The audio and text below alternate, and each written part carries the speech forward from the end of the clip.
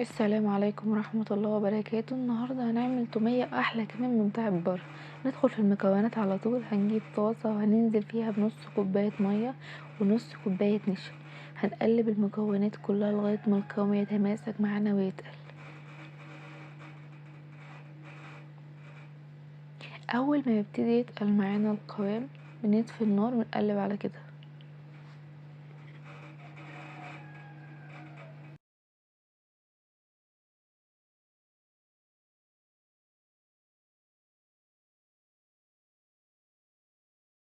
ده شكل القوام بعد ما تماسك. هنسيبه يبرد ونجيب كبة، لو مش موجود كبة ممكن نجيب خلاط.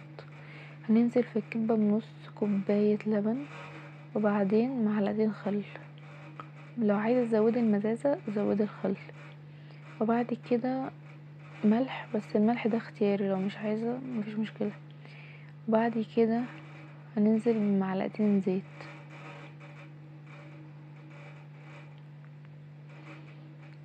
وبعد كده هنجيب مايونيز بالثوم. لو مش موجود عندك مايونيز بالثوم ممكن تجيبي فصين توم بس كده. وعايز تزودي الكمية بتزودي المكونات دي. تضربي المكونات كويس.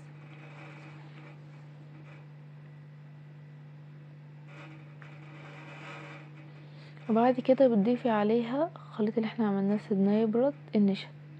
وهتضربي المكونات كويس في بعض لغاية ما الخليط عندنا يبقى كريمي ومتماسك زي ما انتوا شايفين كده. وبس كده.